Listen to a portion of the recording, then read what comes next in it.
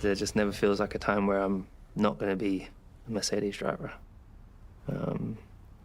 Yeah, because it's my home, it's my family. Have Ferrari been in touch? No. Huge breaking news from the world of Formula One.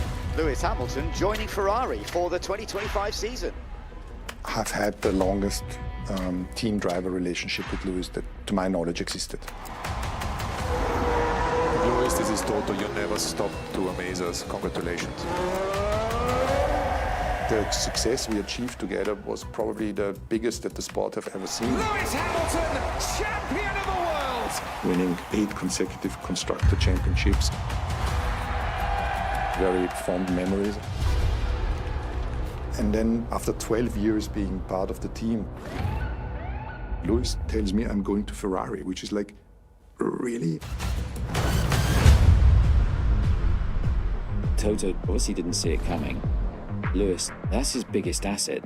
Toto's got an unbelievably difficult decision ahead of him. He needs a new lead driver. How do you replace shoes like Lewis Hamilton? That's nigh on impossible. Toto absolutely has to get this right. The fate of Mercedes depends on it.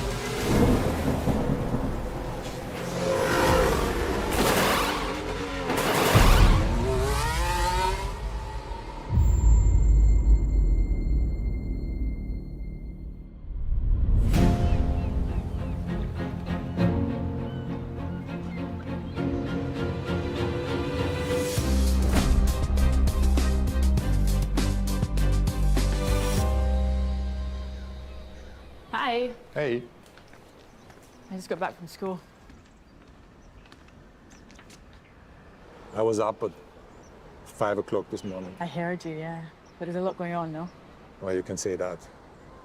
Lewis is leaving next year. Yeah. Why would he do that? The timing is weird. It's the end of an era, and that also brings a big opportunity. Yeah. Toto needs a new talisman, someone who can win him and the team world championships. Do you pick someone with experience from outside the team who can be that leader? Or does he promote from within? Does he look across to the other side of the garage and give that opportunity to George Russell? Do you think George has it in him to lead the team? He has the pace. He's always been a little bit in Lewis's shadow because of Lewis's global, let's say, stardom. Everybody's in Lewis's shadow. Yeah. You would have some other options. I mean, what's Carlos Sainz going to do now? Like, Yeah, so Carlos, somebody to look at. He had some really, really good performances. Fernando? No, I mean, race pace, racecraft is still very good. not going to start a new era with a long contract with Fernando. No. It's an interim. I think it's 45. No, I don't think it's that old. Yeah. You don't think Max is an option? I think he is. But if you win all races in a season, I think he is. There's not much reason to leave. I haven't talked to him because I've promised Lewis not to talk to him. But I will have the conversation now. You managed to demolish that? Can't eat more because I'm going to vomit in the gym. Welcome along to a new season dawning. There's so much speculation over who will be in the seat alongside Russell next year. And we're underway. No immediate threat at the moment, Max. Gap behind 16.1. Just keep going. This is excellent. Great start to the year, guys. Absolutely fantastic. Max was in a different galaxy. Is Max Verstappen in the running for Hamilton's Mercedes seat? I think it would be disingenuous to say I wouldn't want to work with Max. He's currently the best driver. And clearly Christian's situation, it's taken a toll. Even though Christian Horner has been cleared of allegations of inappropriate behaviour, Red Bull remain in turmoil. There is a line of thinking that this could lead to Max Verstappen wanting to find a pathway out of the team. Max knows wrong or right, and he knows what he wants. So the situation could potentially change. If it is what we think it is, Max is trying to get out of his contract to join Mercedes. That's what we think. Oh, you think? Absolutely explosive. Any circumstances that you would drive for Mercedes on 2025? Well, you know, the thing is, no one would have ever realized or seen that Lewis would move to Ferrari. So you can never say 100%.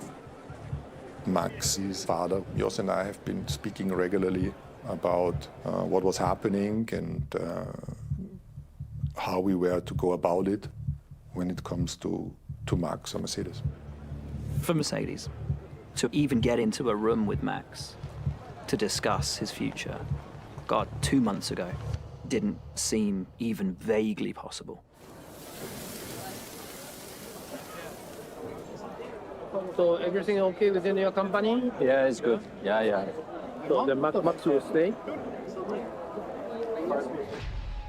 Look, a contract is a contract. Somebody either wants to be in a team or they don't want to be in the team. And if they don't want to be in the team, it's just the terms of which that they can go. Toto is trying very hard. Keeps throwing in petrol. So Toto, look, I can't talk for him, but he's sending love letters to other drivers. Why isn't he giving George the love?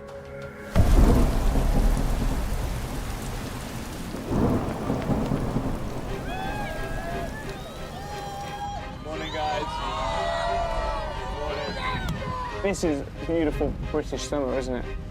It's not quite like Monaco. Wonderful. Welcome to England. All right. Oh, we're back. How many cameras you got? 5. Really? I'm George Russell, and I race for Mercedes MG Petronas F1 team. I've known George since he was a 16-year-old boy with all his flaws and all of his talents. The first time I met him, he had that PowerPoint presentation in my office telling me why he should be a Mercedes driver. It's always amazing coming here. I raced here as a kid. Like Lewis was racing back then. I was like looking up to him, chasing for autographs. I mean, with Lewis leaving, I think my initial reaction was like, blimey. I felt like this is now my opportunity to step up and try and lead this team forward rather than being the young kid who came through as a junior. So how do you feel? Yeah, feeling good. Feeling confident. And I'm quite excited. When George arrived at Mercedes, he really arrived with that need to prove he was the future of the team. But is it too harsh to say that George still makes too many mistakes?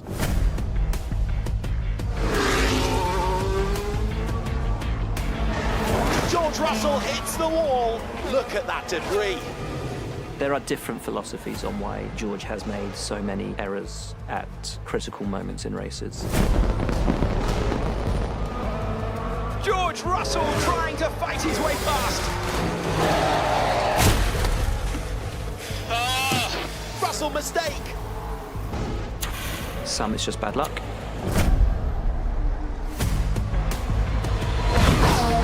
Some that he doesn't have what it takes at the top level. Norris on the outside line. Russell has to bail out. And that's Verstappen through as well. Fuck. Really struggling. Shall we say that the jury's still out? How you doing, guys? Thank you. Silverstone, his home race. It's the perfect place for George to really lay down a marker, to keep Verstappen at bay. What was that pass? That was terrible. Sorry, guys.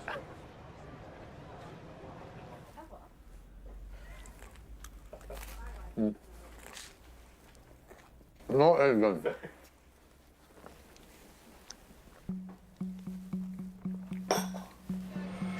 there's still uncertainty about that seat at Mercedes. How long before Toto announces his decision?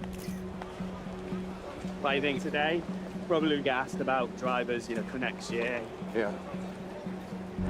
We're a minute late.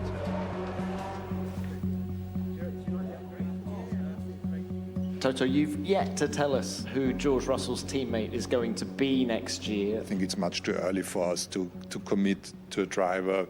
But have you whittled it down? Yes. Can you give us a... No. Okay. You need to look at the drivers that are on the market. Thank you so much. And it's not only Max, there's other good ones that we could deem as a good opportunity. Have a great race, Carlos. Thank you, guys. George, my man. How we doing? You need to see the driver performances in other teams.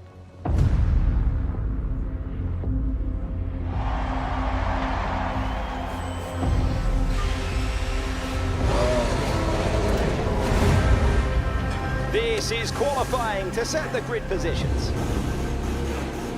Here we go then, Saturday at Silverstone. Time to bring the action.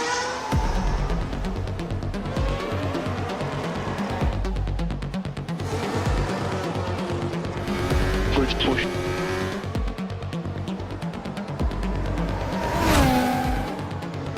And keep pushing. P1, good job. Carlos Sainz quicker than anyone we've seen so far.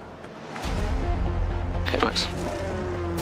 Not a bad first lap. Let's start for the next lap.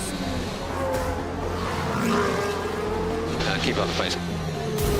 Here comes Verstappen, round the final corner. Well done, Max. P4 is very, very decent. Yeah, great effort. Hamilton coming through. Lewis, you're currently P2. How far off? Very, very close. It's going to be a little bit tight. People keep pushing.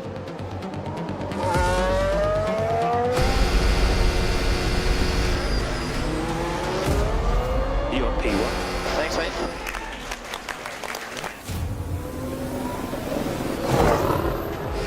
Okay, George, so P2, 40 milliseconds to Lewis.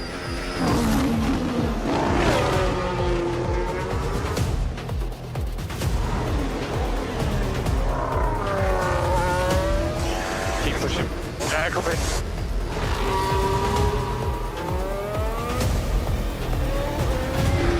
Pole position, mate. Nice job. Yeah, baby! Good ball, James. 1, 2. Hey, no, 1, 2. Yes! Yourself, Lewis, and then Norris P3, and then Verstappen P4. George, a front row lockout hasn't been done for a long time. Congratulations for pole.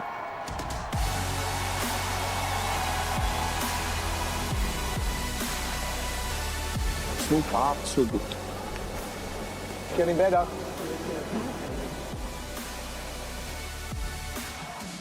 I mean, getting pole in Silverstone is huge. And seeing the crowd erupt, it's actually giving me goosebumps.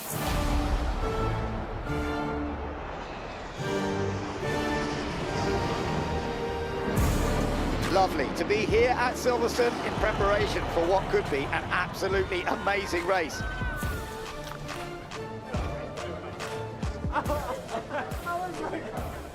Surely it's not a professional. You went. Oh, thank you. Good one, eh? Good, mate. Thank you.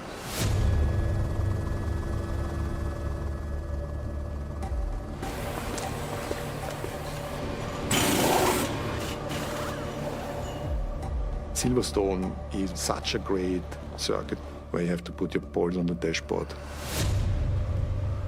It's a front row lockout for Mercedes. George Russell on pole. Survive that first lap, hopefully, and then go from there. If he wants Toto's attention, now is the moment where George needs to shine.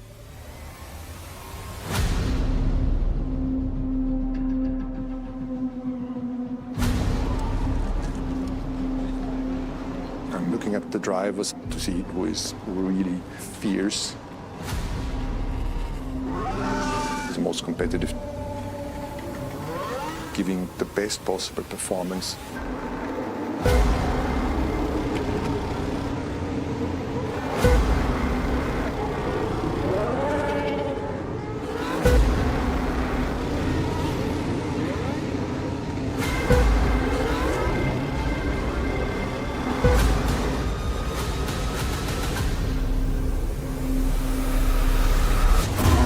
It's lights out and away we go.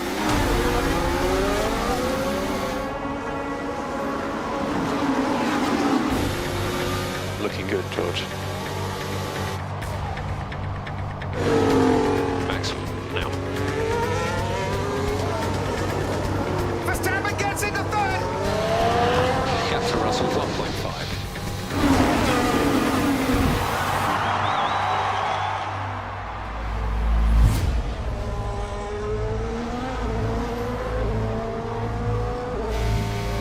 This pace is really good, George. Just keep building this gap. Coming.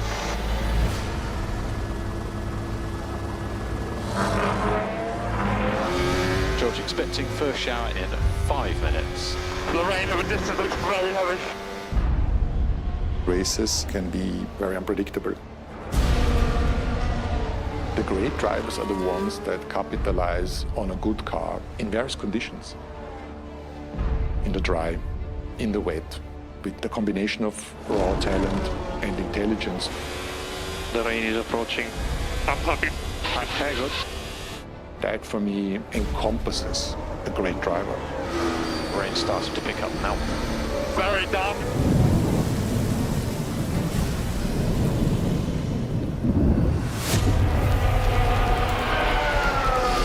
It's going to be very difficult just keeping on the track. Understood, understood. These can be the very tough moments, when there is literally zero visibility. Carlos, you are doing a good job. Keep it there. Let's go, let's go. You need to have the courage to keep your foot on the throttle. Max, you're faster than the cars ahead. Keep it going. It's about being in the fight. It's about getting tough. Luce, we think it's time to jump to Inters. Let us know what you think. No, leave me to it, mate. Okay, copy. Hamilton has reduced the advantage by a second on this lap. It's going out slightly harder now. It's been very tricky now.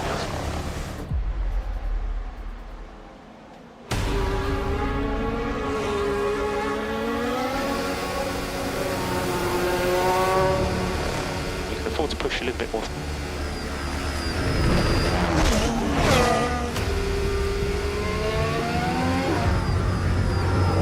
Okay, Luce, this is our time.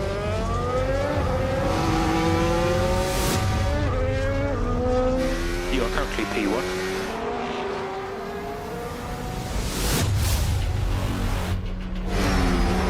Lando, push hard on Russell. So George, that's P3. Yeah, dropping a lot. Oscar, use overtake. Copy. That was just too quick.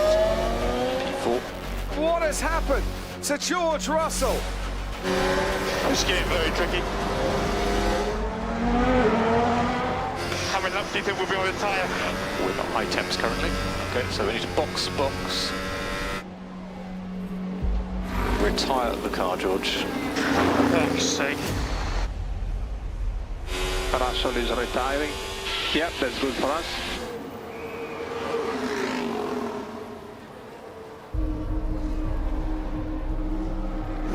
And just info, George retired with a suspected water system issue.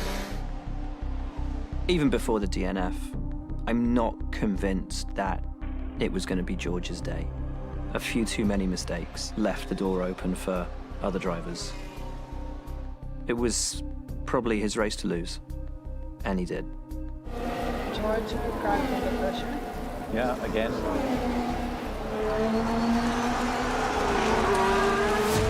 Lewis Hamilton wins the British Grand Prix! Get in there, Lewis! You're the man! It means a lot to get this one. Love you guys.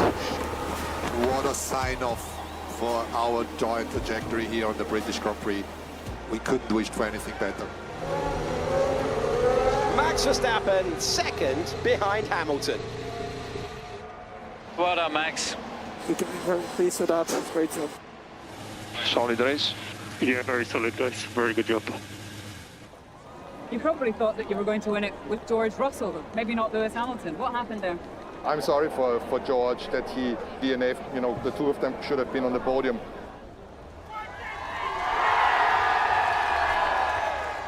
To replace Lewis, Toto needs somebody who will call the shots both in the car and out of the car. George is still having these wobbles on the racetrack. When the pressure is really on, he's really got to stamp those wobbles out if he is going to step up into that team leader role. And Toto is going to want his next #1 driver to just get the job done. Yeah, it was a very strong race from him. Max has all the ingredients to drive with us. He's had so much success with Red Bull, but now it's about time to look at Mercedes. But it's Max's decision. He needs to come to a point where he says, this is what I want to do.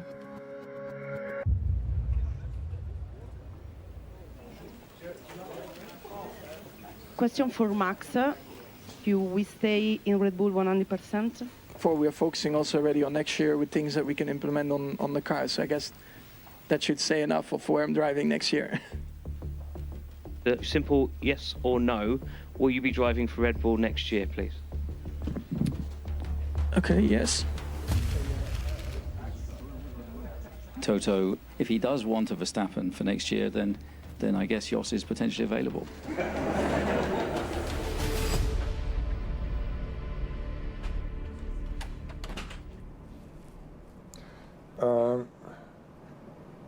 It's so difficult with Max.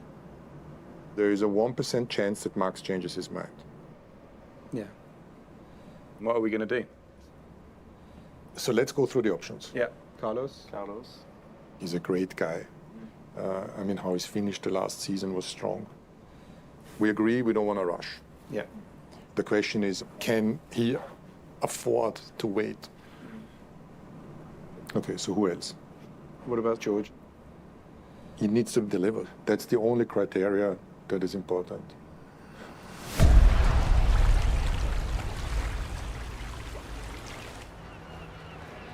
Time for you to dive, guys. Ça va, toi? En forme?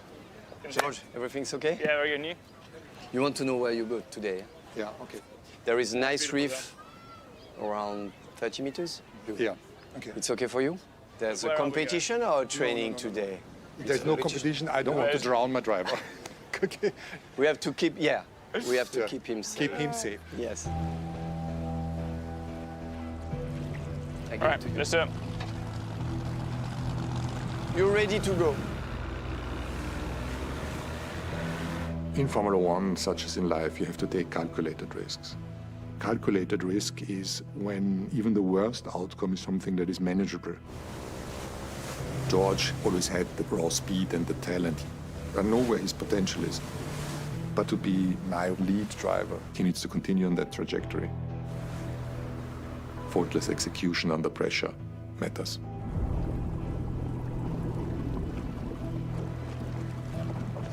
My son said I should never be filmed in that wetsuit.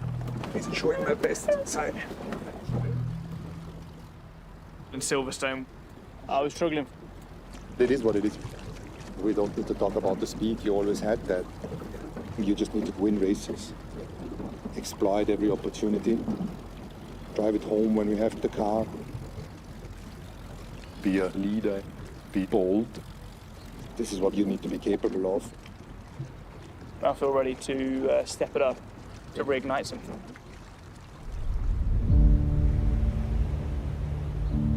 You can let failure dwell on you, define you, consume you, and just bring you down.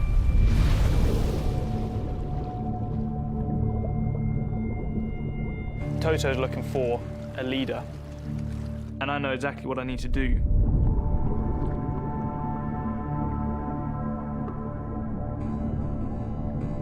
I need to have more confidence in myself.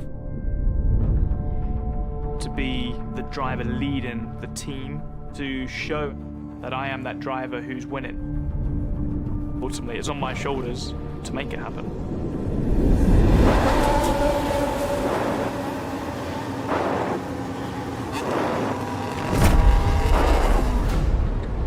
Good afternoon and welcome to the Belgian Grand Prix. Charles Leclerc on pole position. The outgoing Mercedes man, Lewis Hamilton, is in third. His teammate, George Russell, further back in sixth.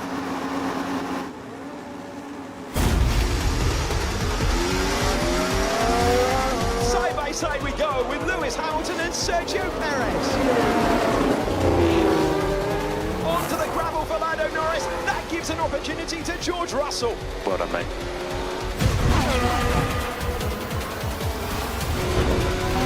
Street next car. Overtake available. Russell is about to catch.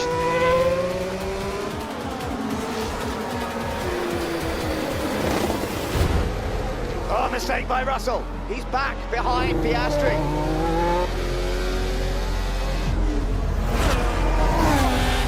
Oh, looking good. Keep pushing. Yeah. Sainz behind.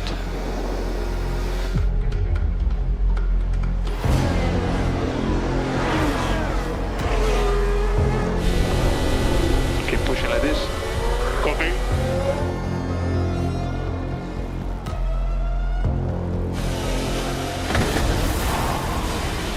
Oh, bad. This has not worked out at all for Sainz. George Russell is going on the attack. Gap ahead is 0.7 to Perez.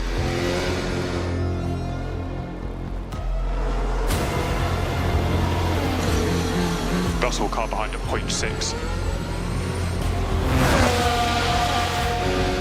That's good. Copy that.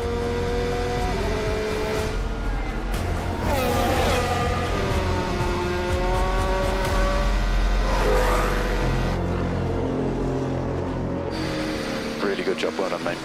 Piastri next car. So Hamilton leads. Then we have Charles Leclerc. Next up, Oscar Piastri. Tires are starting to grin a little bit. Copy, and box.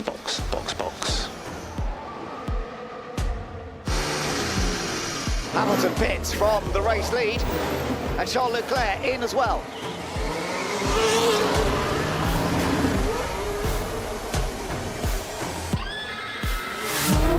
And we have a new leader, George Russell. And box. Are you sure these tires won't go together?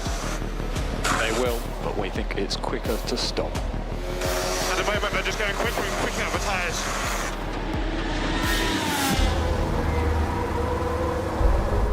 This is a new opportunity. My chance to take the horse by the reins, to step up now and be the leader of this team. George, just confirming you're happy to stay out. Yes. Understood. Oh, an incredible roll of the dice from George Russell. He's trying to nurse that hard tyre all the way to the end. You've got the Lewis car behind, 14 laps remaining. So, George, we need to give it everything we've got. Yeah. That is George ahead. How far ahead is it? 6 seconds. It's a long way to the end. I don't know if this is going to pay off for George Russell. It's exhilarating, knowing that you're putting it all on the line and the consequence could be massive if you get it wrong.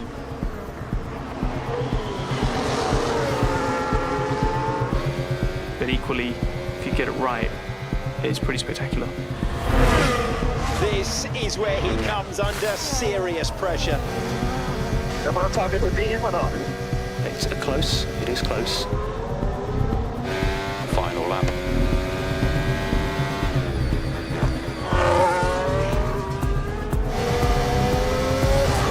How late dare Hamilton go?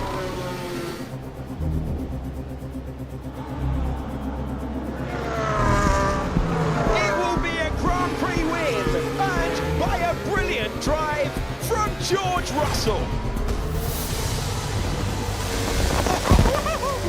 Oh, boys and girls, what a performance!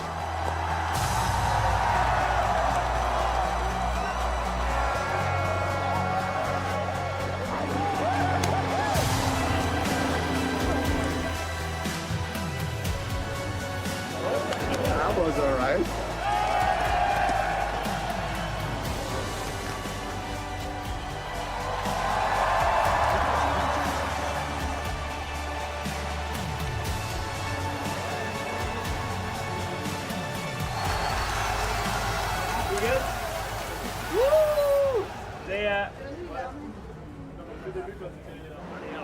Amazing. Yeah. I think that was one of my best races ever. For George to swing back at this Grand Prix is very much a, well, I'm the future. I'm taking control of this team and I'm going to move it forward, which he did by determining his own strategy. I was screaming, one stop, tires are good, let's go. Not being passed the baton, but grabbing it off Lewis and being like, right, now it's my turn, my team. George won that race beyond the expectations of the team. He's capable of taking wise decisions and carry them to the end, so it shows that he's on the right trajectory. Hello. Let's chat. Let's chat. It's all the work that's coming together, making him a winning driver. I just wanted to use the opportunity after such strong performance to tell you that you've given me the confidence and all of us as Mercedes for the future. You couldn't have done more. Cheers, Toto. Cheers. Rock and roll. Rock and roll. I have confidence in George that he has the maturity and the speed to be the lead driver for next year. So who is it that we're putting next to George? I need to go beyond the usual suspects for the next superstar. Yeah. Oh, I love this. You look great on this. How was school? Good. Oh, famous room. I think you're the youngest person ever in that chair. Am I? That's crazy. My name is Kimi Antonelli, and I'm racing in the F2 Championship. I'm in the Mercedes AMG Junior team. Let's see what you can do.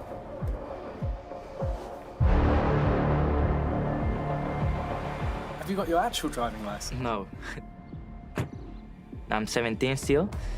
I cannot wait for that.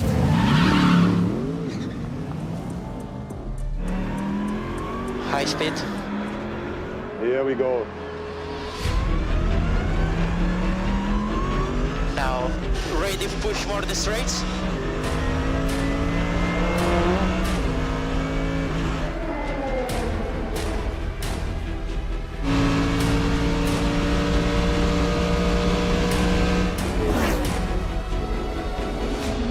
Wow, 3-0. 3-0 is fast, eh? Com'è la macchina? Quando vado sui controlli sono fuori limite. What did you race? It's amazing. Mohammed, I'm just getting in the car now. I call you later, okay? FIA president. I enjoy watching this more. Kimi Antonelli is a especially young kid. In the car, Kimi's just a monster. You know, when the visor goes down, that boy just delivers. It's very rare to see kids basically winning everything they've ever participated in. And in Formula One, these have become the great champions. The likes of Verstappen, Michael Schumacher, Ayrton Senna. I think Kimi has the same great potential. But of course, taking a young driver that hasn't been in Formula One is always risky.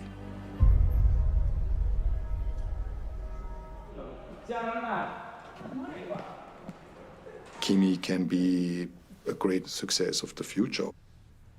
I hope that Kimi is ready. Does the teddy bear have a name? The teddy bear? Yeah, actually. Toto Bear. He's taking care of the trophy, so it's good. He's doing a good job.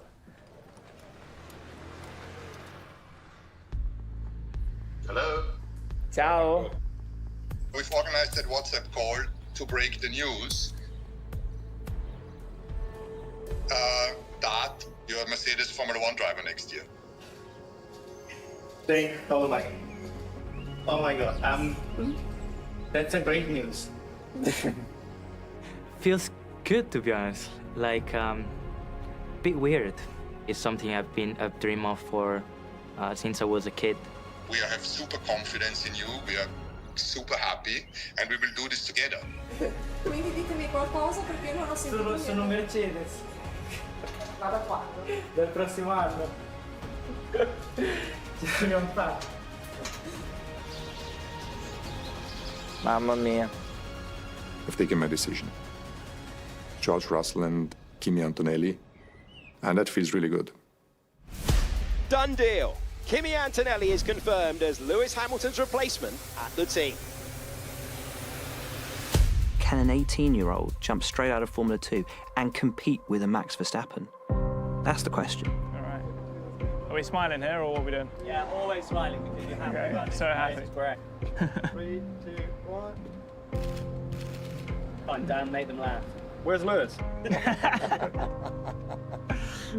That was a good one. You thought about that for a long time. This is my time to take it to the next level.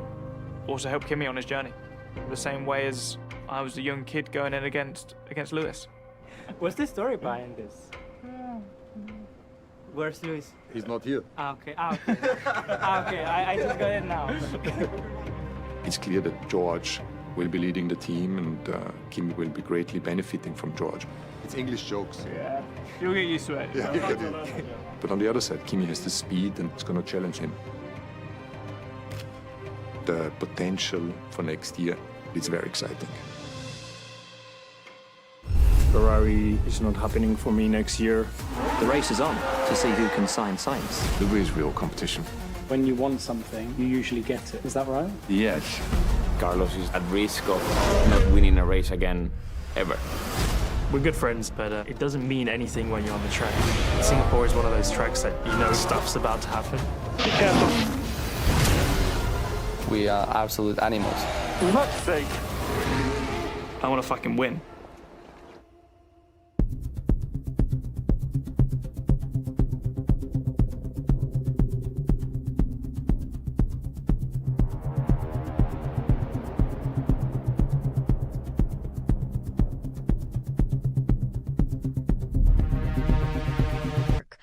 Offering light, commercial, entertainment that contrasted sharply with the serious, educational tone of the state channels. Berlusconi's television stations introduced Italians to a world of colorful game shows, imported American cereals, and abundant advertising. It was a television of pleasure and consumerism, designed to entertain rather than instruct. He became an entrepreneur of emotions, building a vast financial empire on the back of his media success. As his wealth and influence grew, Berlusconi recognized that there was another powerful cultural force in Italy that could be utilized to expand his reach: soccer. In the early 1980s, Italian soccer was in a state of moral and financial crisis. The Totò match-fixing scandal of 1980 had resulted in the arrest of several prominent players and the relegation of some of the country's most famous clubs, including Associazione Calcio Milan, to the second division, Serie B. The reputation of the sport had hit rock bottom, and Milan was on the verge of bankruptcy. In 1986, Berlusconi purchased the club, saving it from financial ruin. He did not approach the acquisition as a mere hobby or a traditional sports investment. Instead, He treated the club as a television production, a high-quality spectacle that could be used to project his image as a modern, successful winner. His first public presentation of the team set the tone for his presidency. On a July morning, several helicopters descended onto the pitch of a training camp too. The dramatic sounds of Richard Wagner's Ride of the Valkyries. The players, dressed in elegant, identical suits, stepped out to be greeted by their new president. It was a showman's entrance, designed to capture the imagination of the media and the public. Berlusconi immediately set about modernizing the club. He renovated the training facilities at Milanello, importing advanced medical and physical training techniques. He made it clear that the goal was not simply to win, but to win with style, playing a beautiful, offensive game that would attract television viewers and advertisers. In 1987, Berlusconi made a highly unconventional choice for the team's new coach. Arrigo Sacchi was a relative unknown who had never played professional soccer and had spent his coaching career in the lower divisions, most recently with Parma in Serie B. The decision was met with skepticism by the sporting press, who questioned how a man without a pedigree could direct some of the country's most famous players. Sacchi, however, possessed a revolutionary vision of the game. Traditional Italian soccer, known as catenaccio, was defensive, cautious, and highly tactical, focused on stopping the opponent and exploiting mistakes. Sacchi wanted to play a high-tempo, pressing game where all 11 players moved together as a single unit, compressing the space on the field and attacking at every opportunity. To implement this vision, Berlusconi provided Sacchi with some of the finest players in the world. He signed the Dutch trio of Marco van Basten, Ruud Gullit, and Frank Rijkaard, who joined Italian legends like Franco Baresi, Roberto Donadoni, and the young defender Alessandro Costacurta. The early months of Sacchi's tenure were difficult, with the team suffering some disappointing results and being eliminated from European competition. The pressure from the media was intense, with many predicting that Sacchi would be dismissed before the Christmas holidays. But Berlusconi stood by his coach, visiting the dressing room to tell the players that Sacchi would remain and that they were the ones who would have to adapt. The turning point came in the spring of 1988. The players began to fully grasp Sacchi's system, and the team's performance became dominant. They defeated their main rivals, Napoli, led by the legendary Diego Maradona, in a dramatic match in Naples, and went on to win the Italian championship, the Scudetto, for the first time in 9 years. The following season, 1988 to 1989, Milan focused their efforts on the European Cup, the most prestigious club tournament in the world. Their campaign was marked by some extraordinary performances, including a 5-0 destruction of Real Madrid in the semi-finals at the San Siro Stadium. The final was played on May 24, 1989, at the Camp Nou Stadium in Barcelona, against Steaua Bucharest of Romania. It was a historic moment, played against the backdrop of a changing Europe as the Berlin Wall was only months away from falling. Nearly 90,000 Milan fans traveled to Spain, creating a massive sea of red and black in the stands. The game was a masterclass in offensive soccer. Milan dominated from the opening whistle, their pressing defense preventing the Romanians from ever establishing possession. Gullit and Van Basten each scored 2 goals, and the match ended in a 4-0 victory for Milan. The triumph was celebrated throughout Italy, and Berlusconi was at the center of the festivities. He had built the strongest team in the world, a club that was admired for its style, its speed, and its modern organization. He had proven that his methods worked, that his vision of a dynamic, winning enterprise could achieve success on the grandest stage. In the years that followed, Berlusconi would use the success of AC Milan as the foundation for his entry into politics.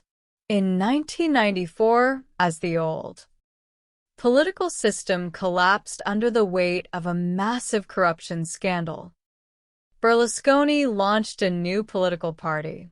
He named it Forza Italia, borrowing the traditional chant of the Italian soccer fans, which translated to Go Italy.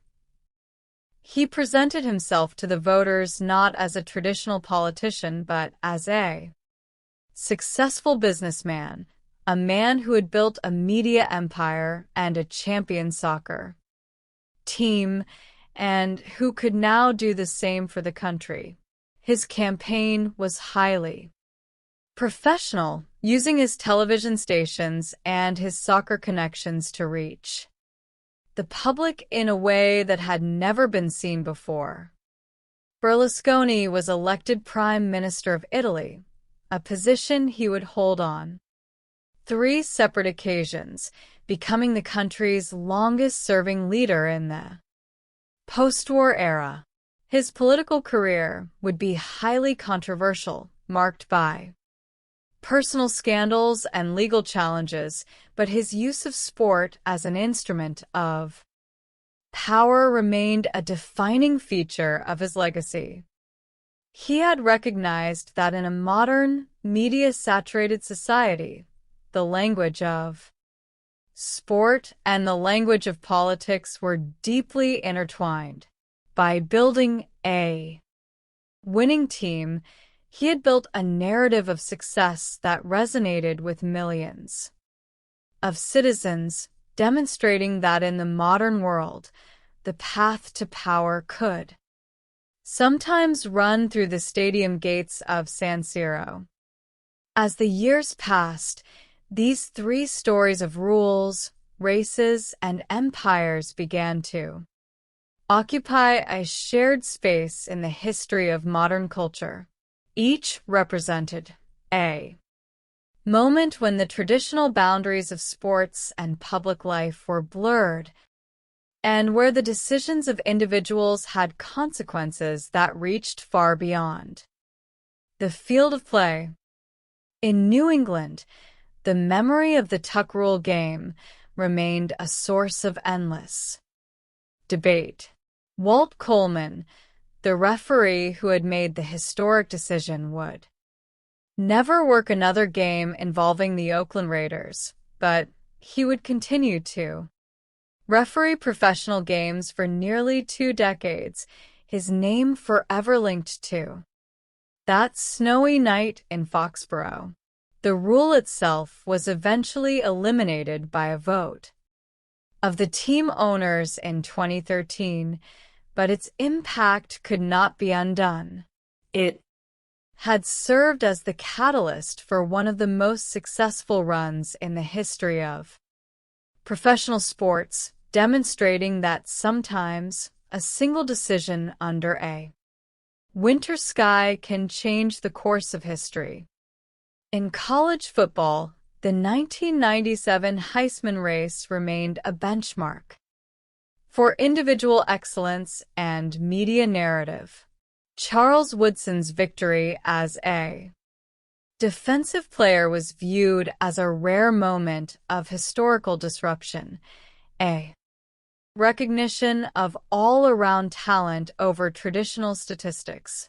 Peyton Manning's second-place finish did nothing to diminish his subsequent professional career, but it remained a reminder of a season when the expectations of legacy were challenged by the physical brilliance of a player from the Midwest.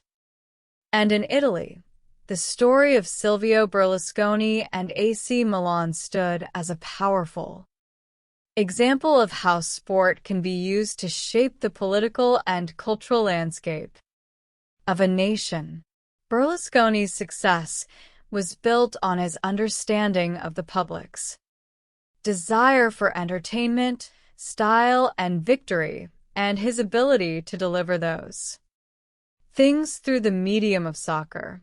He had shown that in a modern society, the owner of a successful club could become the leader of a nation, demonstrating that the pursuit of glory is often a deeply political act. Ultimately, these stories were about more than just games. They were about the human desire to win, the rules we construct to govern that pursuit, and the unexpected moments of luck and destiny that can redirect our lives in an instant. Whether on a snowy field in Foxborough, a stage in New York, or the turf of San Siro, the pursuit of victory remained a powerful, complex force, a reflection of our collective struggle to find meaning and order in a world of constant change. A single moment possesses the quiet, terrifying power to reshape the landscape of human history. We often view the grand tapestry of our lives as a series of deliberate, carefully planned choices, yet the truth is far more fragile. A sudden gust of wind, a fraction of a second, or a single whistle can set off a cascade of events that forever alters the destinies of men, organizations, and entire nations. This is the phenomenon known as the butterfly effect, and nowhere is its influence more visible than in the high-stakes arenas of sport, culture, and politics. To understand how these moments define us, we must look to three distinct stories that took place across different decades and continents. Though they appear separate at first glance, they are bound by the same invisible thread of fate, luck, and the relentless human drive to win. They are stories of young men on frozen fields, collegiate stars chasing a bronze trophy under autumn skies, and a media tycoon who used the beauty of a football match to conquer the political soul of an entire country. Chapter 1: The Gathering Storm at Foxborough. The winter of 2002 in New England was characterized by a bitter, biting cold that seemed to settle deep into the bones of anyone brave enough to step outside. In the town of Foxborough, Massachusetts, the old stadium stood as a gray concrete monument to decades of hard-fought battles. But on this particular Saturday night in January, the elements conspired to create something altogether different. The snow fell not in light, drifting flurries, but in a thick, relentless blanket that transformed the field into a vast, white wilderness. This was to be the final game ever played in Foxborough Stadium before the wrecking balls arrived, and fate had decreed that it would be remembered forever.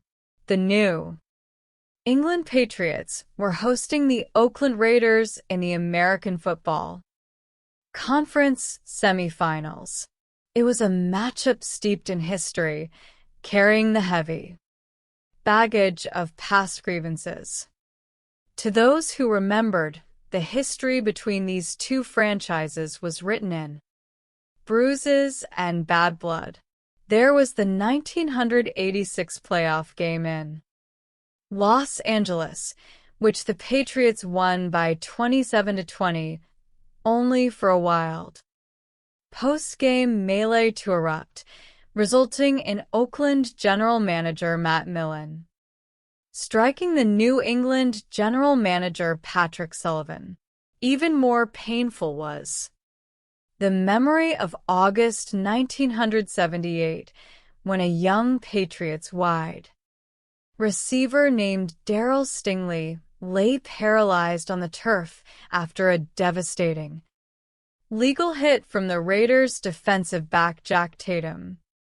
But perhaps the most lingering ghost of all was from 25 years earlier. In 1976, in this very round of the postseason, with only a minute remaining and the Patriots facing a 3rd down and 17 nose tackle, Sugar Bear Hamilton was called for a highly controversial roughing the passer penalty by referee Ben Drath. Instead of a desperate 4th down, the Raiders were gifted a 1st down, leading to a winning touchdown sneak by Ken Stabler. The injustice burned so deeply in the hearts of New England fans that the referee was not allowed to officiate another Patriots game for 9 years. Now, under the dark, freezing skies of Foxborough, a new chapter was about to be written. Patriots owner Bob Kraft had specifically requested this time slot. When the league office asked the owners for their scheduling preferences, Kraft insisted on playing in the dark, frigid atmosphere of New England, hoping for a touch of snow to grant his team a distinct home field advantage. It was a calculated risk, a throwback to the 1982 snowplow game, where a work-release inmate named Mark Henderson cleared a spot on the turf for John Smith to kick a game-winning field goal. The Raiders arrived from the sunny shores of California, carrying the swagger of the West Coast. Leading their defense was Charles Woodson, the former Heisman Trophy winner from the University of Michigan. Across the field, leading the Patriots, was a young, relatively unproven quarterback named Tom Brady. The two had been college teammates, sharing the same locker room in Ann Arbor. Woodson had been the golden child, a once-in-a-generation talent who was years ahead of his peers. Brady had been the overlooked backup, fighting for every snap. Eventually drafted with the 199th pick in the 6th round. No one could have imagined how their paths would cross on this night, or how a single collision in the snow would change the trajectory of professional football. Chapter 2: The Anatomy of a Reversal. As the game unfolded, the snow became the primary protagonist. The field was nearly invisible, requiring stadium workers to run onto the turf during television timeouts with leaf blowers just to clear the yard lines. Running the football was a treacherous exercise as players struggled to find their footing on the icy surface. For the young Tom Brady, however, the conditions felt strangely familiar. Having Spent his college years enduring the harsh winters of Michigan, he embraced the cold. In his mind, the snow slowed the game down. The defenders could not react as quickly, and the complex defensive schemes of the Raiders were limited. Because no one wanted to slip and fall, Brady kept his hands warm in a small blue pouch around his waist, waiting for his opportunity. The Raiders, led by head coach John Gruden, controlled the majority of the contest. Their kicker, Sebastian Janikowski, booted 2 field goals in the third quarter to extend the Oakland lead to 13-3. The Patriots' offense seemed frozen, unable to find a rhythm. Yet, as the fourth quarter progressed, Brady began to operate with surgical precision. He completed 9 consecutive passes on a drive that culminated in a 5-yard touchdown run by Brady himself. It was a clumsy, desperate scramble, resembling a baby deer sliding on ice, but it brought the Patriots within 3 points, making the score 13-10. With just over 2 minutes remaining, the Raiders faced a critical third down and won at midfield. A first down would seal the victory. Gruden called a running play, but the execution failed. Right guard Frank Middleton misheard the play call, missing his block, and fullback Zach Crockett was stopped short of the marker by a desperate New England defense. Rather than risking a fourth down attempt to win the game, Gruden elected to punt, trusting his defense to protect the 3-point lead. It was a decision that set the stage for controversy. With under 2 minutes left and no timeouts, Brady took the field. The snow was falling thicker now, creating a surreal, dreamlike atmosphere. On 2nd down and 3 from the Oakland 47-yard line, Brady dropped back to pass. He looked to his right, but his target was covered. He began to pump fake, trying to buy time as the pocket collapsed around him. From the blind side, Charles Woodson came screaming on a cornerback blitz. Woodson, recognizing his former college teammate, saw the opportunity to end the game. He launched himself through the snow, reaching out with his hand. Woodson struck Brady just as the quarterback was attempting to bring the ball back toward his body. The ball popped loose, spinning through the white air, before landing in the snow, where Oakland defender Greg Biekert fell on it. The Raiders celebrated wildly. On the sideline, players began hugging, believing they had secured a trip to the conference championship game in Pittsburgh.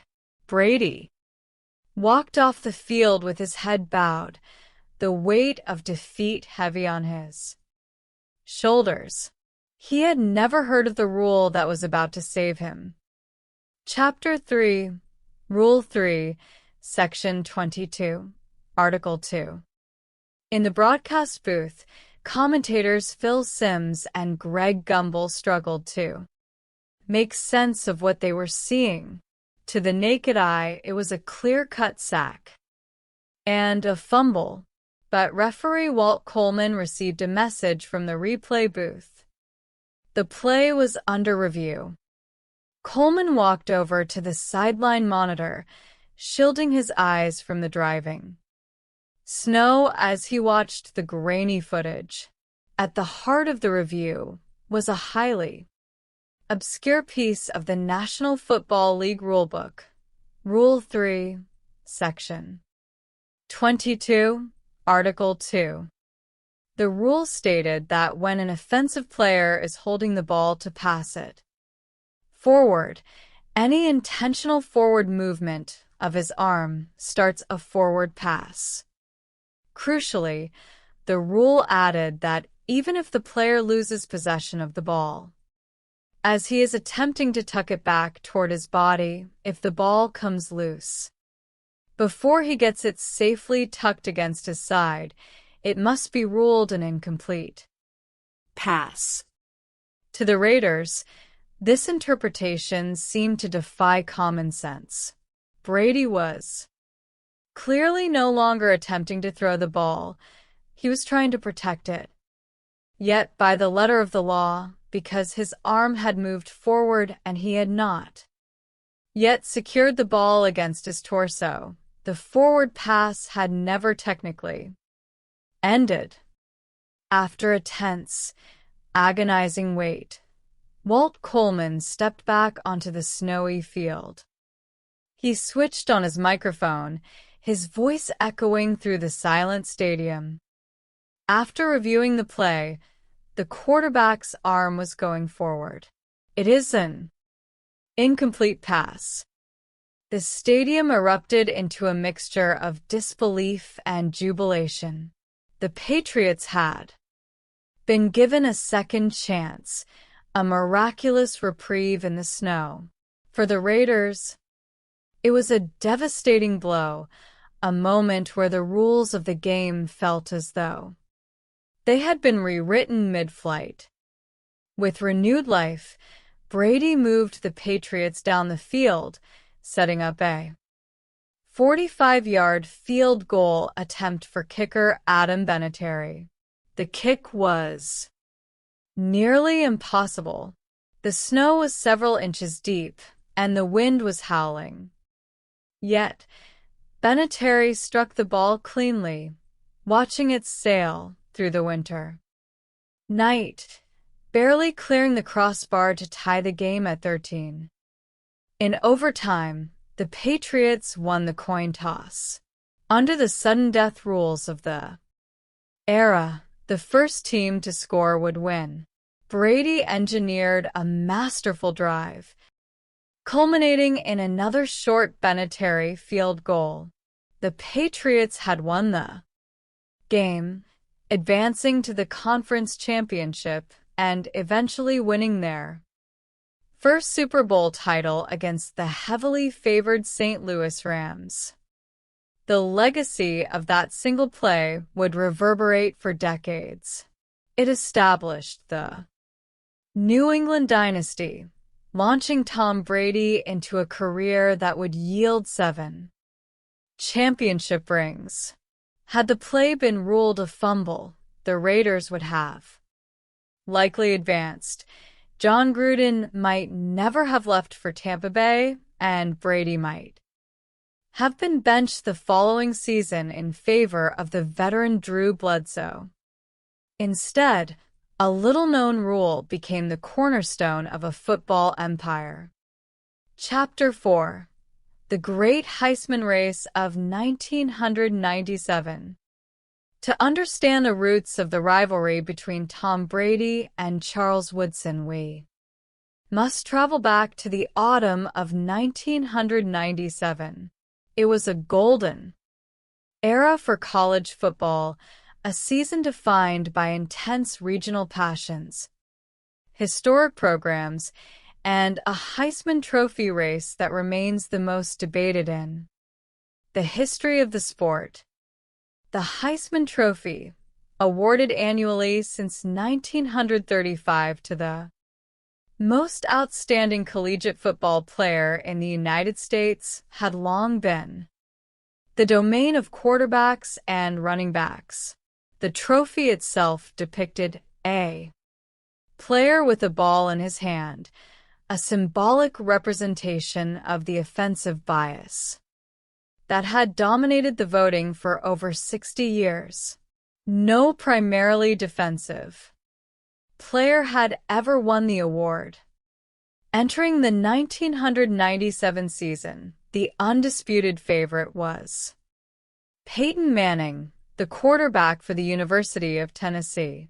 Manning was the son of Ole Miss legend Archie Manning, a beloved figure who had suffered through a difficult professional career with the struggling New Orleans Saints. Peyton, possessing a rare combination of size, arm strength, and an obsessive work ethic, was seen as the perfect quarterback prospect. Manning had shocked the sports world the previous spring by announcing that he would bypass the National Football League draft, where he was projected to be the number 1 overall pick by the New York Jets and their legendary new coach, Bill Parcells. Manning chose instead to return to Knoxville for his senior season. He wanted to finish what he started, to win a national championship and secure his legacy as one of the greatest college quarterbacks of all time.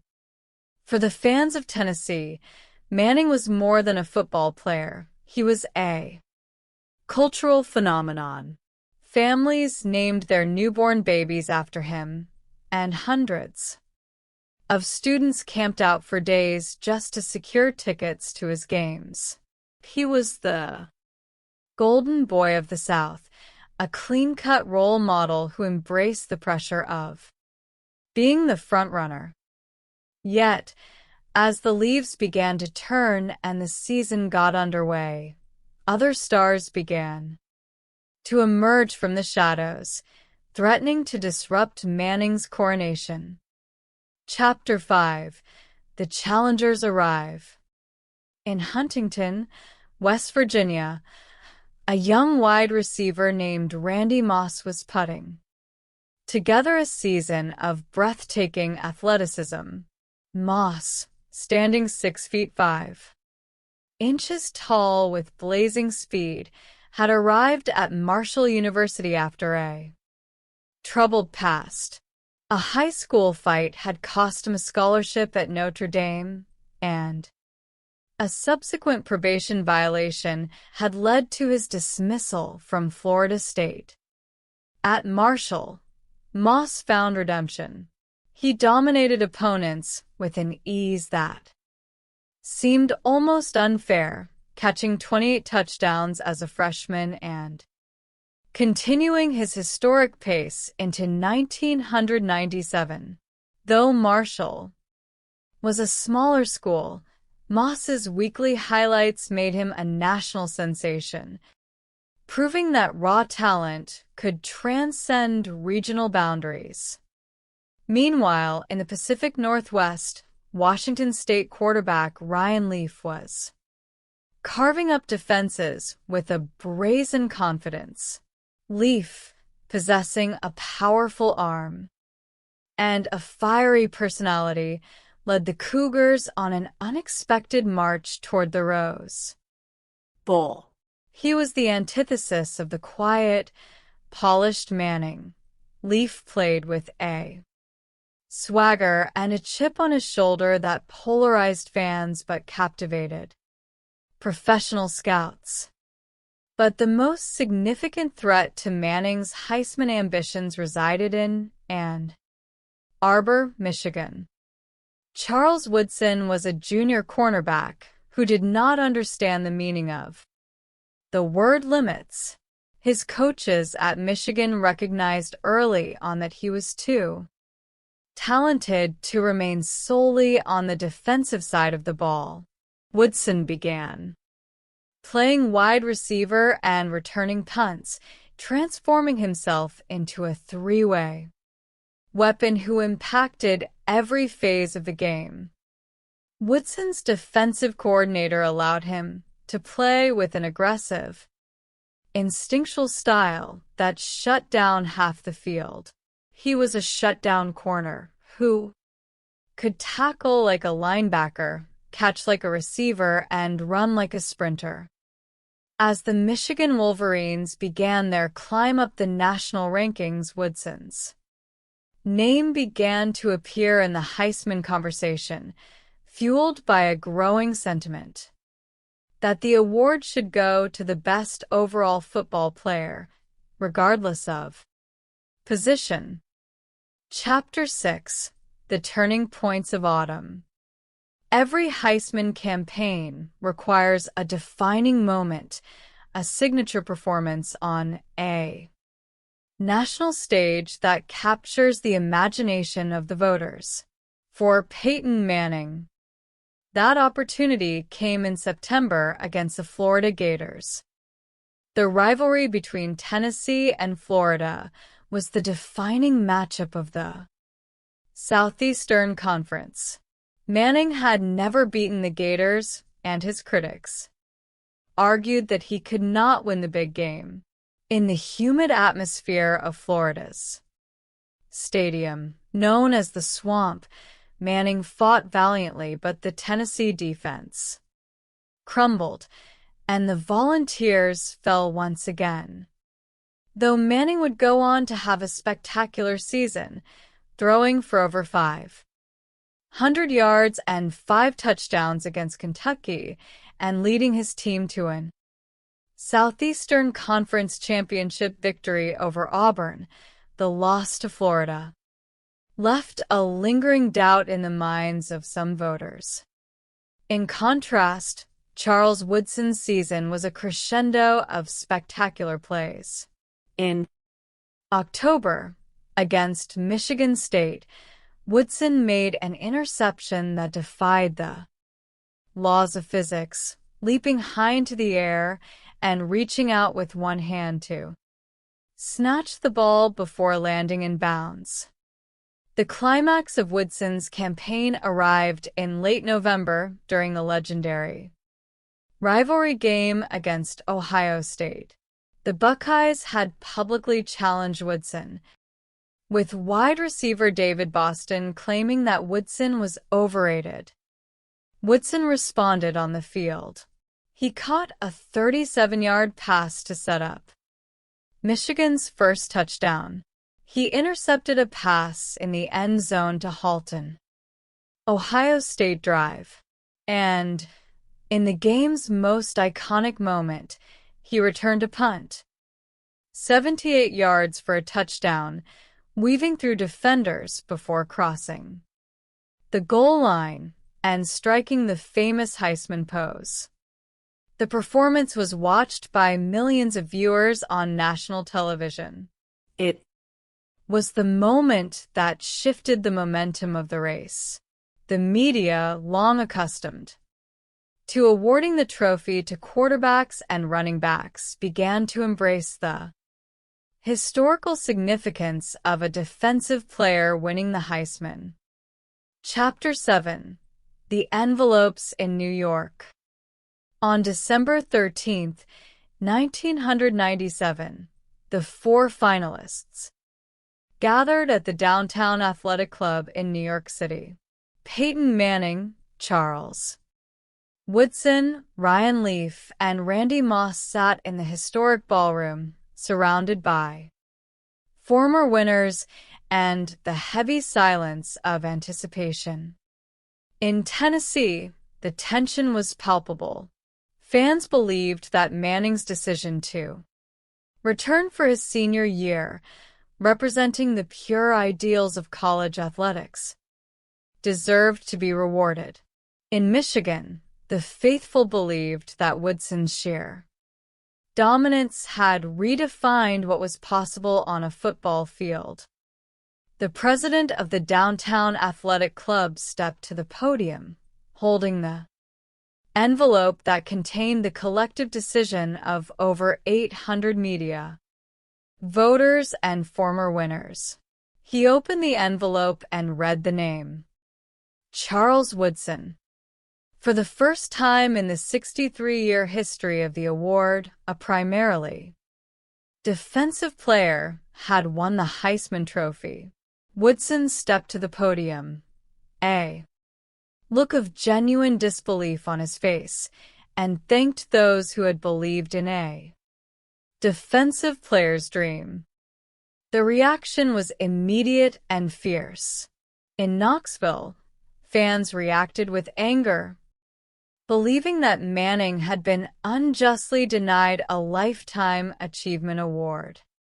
T-shirts appeared with the slogan, "Keep your stupid trophy," and local sports Radio stations were flooded with complaints about regional bias and media manipulation. Yet the history books were written. Woodson's victory restored a sense of unpredictability to the Heisman, proving that exceptional talent could break through the traditional barriers of position. The lives of these four young men would continue to intertwine. In the 1998 draft, Manning was selected first overall by the Indianapolis Colts, where he would go on to have a legendary Hall of Fame career. Ryan Leaf was selected second by the San Diego Chargers, embarking on a turbulent professional journey. Charles Woodson was selected fourth by the Oakland Raiders, setting the stage for his eventual collision with his former college teammate Tom Brady in the snows of New England. Chapter 8: The Night of Milan. To understand how sports can influence not just individual careers, but the political destiny of a nation, we must travel further back in time and cross the Atlantic Ocean to the sun-drenched, complex land of Italy. In the late 1970s, Italy was a country enveloped in a gloomy, heavy atmosphere. It was a period known as the Years of Lead, marked by political instability, economic stagnation, and near-daily acts of terrorism and violence. To many Italians, the political system appeared permanently frozen, dominated by the Christian Democratic Party, which had held power since 1947 due to an unwritten rule that the Communist Party must be kept out of government. This permanent occupation of power bred deep corruption and cynicism. The national sport of soccer, which had always been the great escape for the Italian people, was not immune to this decay. In 1980, the Toto Nero match-fixing scandal erupted, resulting in the arrests of players inside stadium dressing rooms and the relegation of the historic club Associazione Calcio Milan to the second division, Serie B. Amidst this landscape of stagnation, a young entrepreneur from Milan was quietly building an empire. Silvio Berlusconi was a man of immense ambition and a visionary understanding of the power of modern media. Berlusconi had begun his career as a residential builder, constructing a massive, modern suburb known as Milano Due, designed specifically for young families. But his true genius lay in television. At a time when the state broadcaster, RAI, held a strict monopoly on national television, Berlusconi exploited a legal loophole that allowed local private stations to exist. He created a network of local stations and sent videotapes of his programs to each one. By broadcasting the same programs with only a few seconds of variance, he created a de facto national network. Berlusconi's television stations brought a colorful, high-energy American-style programming to Italian screens, filled with game shows, dramas, and endless commercials. He offered a television of pleasure and entertainment, a stark contrast to the serious, educational tone of state-run media. As his wealth grew, Berlusconi realized that to truly capture the hearts of the Italian people, he needed to enter the arena of their greatest passion, soccer. Chapter 9: The Resurrection of Associazione Calcio Milan. By the mid-1980s, Associazione Calcio Milan was on the verge of bankruptcy, a faded giant struggling to survive. Berlusconi saw an opportunity, despite his fortune teller warning him that buying Milan would bring bad luck. He decided to acquire the club in 1986. His arrival was designed to be a spectacle.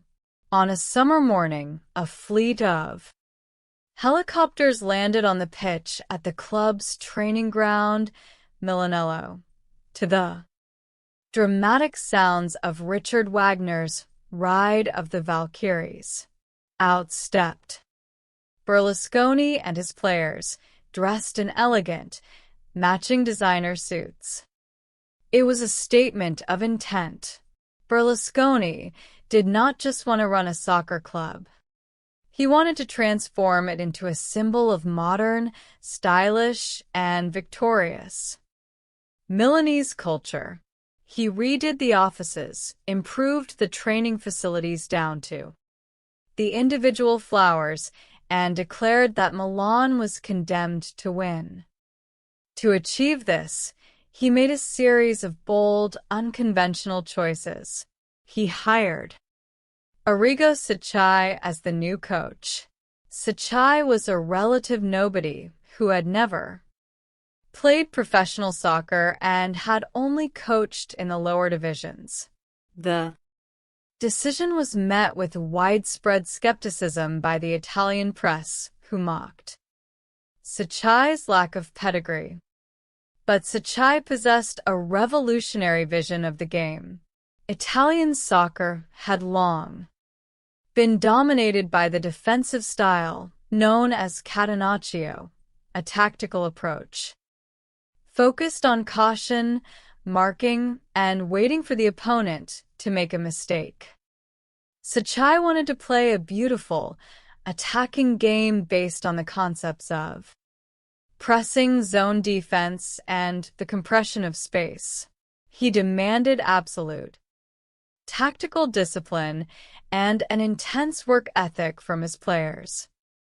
Berlusconi backed his coach with immense financial resources, signing 3 of the finest Dutch players of the era: Ruud Gullit, Marco van Basten, and Frank Rijkaard.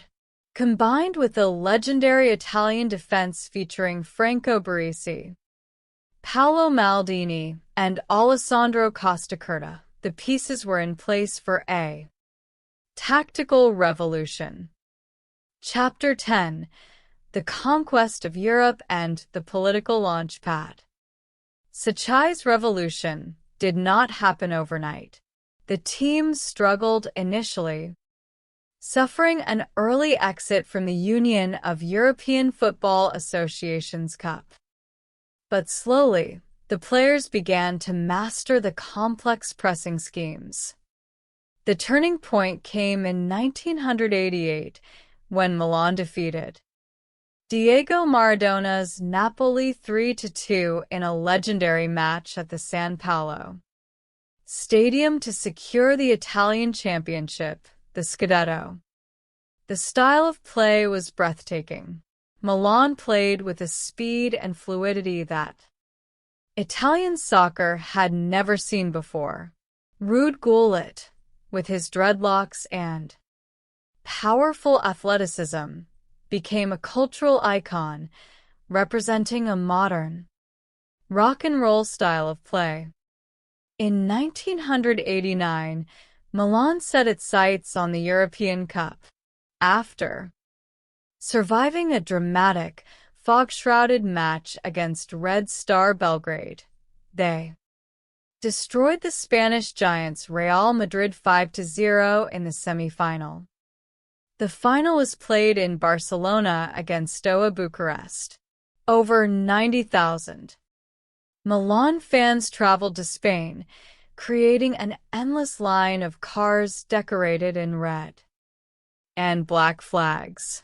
Milan put on a masterclass of pressing soccer, defeating the Romanian champions 4-0, with 2 goals from Gullit and 2 from Van Basten. Watching from the stands was Silvio Berlusconi, his image as a winning entrepreneur cemented in the minds of the public. He had taken a bankrupt, disgraced club and transformed it into the greatest soccer team in the world.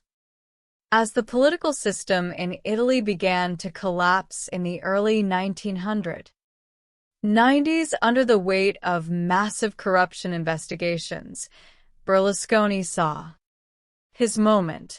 He realized that the narrative of success he had built with Milan could be translated directly into political power. In 1994, he launched a new political party. He named it Forza Italia, a phrase borrowed directly from the chants of Italian soccer fans. His political language was steeped in soccer metaphors. He spoke of entering the field and forming a winning team. The Italian people, tired of the old, corrupt politicians, embraced the man who had brought them glory on the soccer field. Berlusconi was elected Prime Minister of Italy, beginning a political career that would span decades. He had used the beautiful game as a ladder to the highest office in the land, proving that in Italy, sport and power were inextricably linked. Chapter 11. The Confluence of Fate. 3 stories, separated by distance and time, yet bound by the same fundamental truths of human existence. Tom Brady and Charles Woodson, meeting in the snows of Foxborough, were playing under rules that had been shaped by decades of historical grievances and obscure administrative decisions. Their collegiate rivalry, born in the intense Heisman race of 1997, had prepared them for a lifetime of competition. Silvio Berlusconi, utilizing the grand theater of soccer, demonstrated how the passion of the masses could be harnessed to reshape the political landscape of an entire nation. His belief that he was condemned to win became a self-fulfilling prophecy, changing Italy forever. In 2013, the owners of the National Football League voted to eliminate the tuck rule, recognizing that a regulation designed to bring clarity had instead created decades of controversy. Yet the history it had created could not be undone. The butterfly effect remains a constant, silent force in our lives. We cannot predict which of our choices, or which random gust of wind, will be the one that changes everything. We can only step onto the field, play the hand we are dealt, and strive, in our own small way, to be winners in the grand game of life. The Architecture of Fate. Introduction. The looming shadow of the pivot point. In every human endeavor, there exists a quiet, almost imperceptible moment when the path of history diverges. To those living through it, the moment may seem like nothing more than a passing friction, a brief collision of muscle, bone, or option. Yet, when we look backward through the long corridor of time, we see these occurrences as monumental hinges upon which entire destinies swing. A single gust of wind in a dark stadium, a split-second decision to return to school for one final autumn, or the calculated broadcast of a soccer match across a fragmented nation can determine whether a name is etched into the permanent monuments of history or lost to the quiet, dusty archives of what might have been. These are the pivot points. They represent the butterfly effect in its most elegant and terrifying form. They are the moments that demonstrate how closely aligned triumph is with tragedy and how the rules we construct to govern our games can end up governing our lives. When we examine these stories, we are not merely looking at athletic contests or political campaigns. We are analyzing the very architecture of human ambition, the psychology of the spotlight, and the heavy, sometimes suffocating burden of being condemned to win. Book 1. The Silent Snow of Foxborough. The sky over Foxborough, Massachusetts, on the night of January 19th in the year 2002, was not merely cold, it was an active canvas of winter. Heavy, wet snow fell in thick, silent sheets, transforming the concrete bowl of Foxborough Stadium into a frozen wonderland. It was the final game ever to be played in that historic, drafty venue before the bulldozers would tear it down, giving the entire evening an elegiac, almost mythic atmosphere. The New England Patriots were hosting the Oakland Raiders in the American Football Conference semifinals, and the stakes could not have been higher. To understand the tension that hung in the frozen air that night, one must understand the deep, almost tribal history that existed between these two franchises. This was not a modern, fabricated rivalry born of television ratings. It was a feud seasoned by decades of grit, controversy, and physical sacrifice. 25 years earlier, in the year 1976, these same two teams had met in this very round of the playoffs. With only 1 minute remaining on the clock and the Patriots facing a 3rd down and 17 New England nose tackle Sugar Bear Hamilton was called for a highly questionable roughing the passer penalty by referee Ben Draith. Instead of a 4th down and a prayer, the Raiders were gifted a 1st down on the 13-yard line, leading to a game-winning quarterback sneak by Ken Stabler. The final score of 24-21 left a scar on the hearts of New England fans that burned so intensely that referee Ben Draith would not be allowed to officiate another Patriots game for 9 years. There were other ghosts, too. There was the 1986 playoff game in Los Angeles, won by the Patriots, which ended in a wild post-game melee where Patriots general manager Patrick Sullivan was confronted by Raiders linebacker Matt Millen. And most tragically, there was that warm August night in 1978 when Patriots wide receiver Darryl Stingley lay paralyzed on the turf after a devastating legal hit from the Raiders' defensive back Jack Tatum. The past was alive in Foxborough, and it was wrapped in a silver and black coat of bitter memories. But tonight, the focus was on the future, embodied by two young men whose paths had first crossed years earlier on the campus of the University of Michigan. Charles Woodson, the cornerback for the Raiders, was the epitome of athletic grace and success. He was a Heisman Trophy winner, a player who operated 5 years ahead of his contemporaries, possessing an instinct for the football that seemed almost supernatural. Tom Brady, the young quarterback for the Patriots, was his quiet contrast.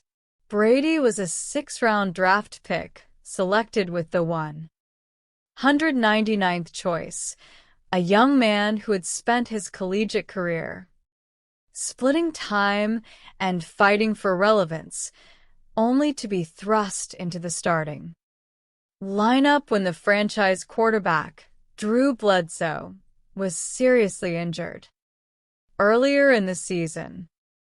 As the game unfolded in the driving snow, the physical reality of the weather dictated the strategy.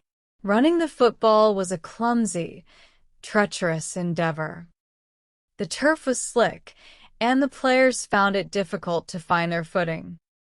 Yet for a quarterback with a quick mind, these conditions could occasionally be bent to an advantage. The defensive players, cautious of slipping, could not disguise their coverages or rush with their usual ferocity. Every movement was slowed down, allowing a cerebral passer to process the field in relative tranquility while the physical world around him struggled in the drifts. With New England trailing 13-10 and only more than 2 minutes remaining, the Patriots drove the ball into Oakland territory. The tension was palpable. Every breath from the 70,000 frozen spectators hung in the air like white smoke. Brady, operating out of a 3-by-1 receiver set, dropped back to pass. He looked to his left, finding no open receivers. The pocket began to collapse. From the edge of the line, Charles Woodson saw his opportunity. He did not feel the cold. He felt only the primal instinct of a defender who had smelled blood. He came on a corner blitz, his feet churning through the snow.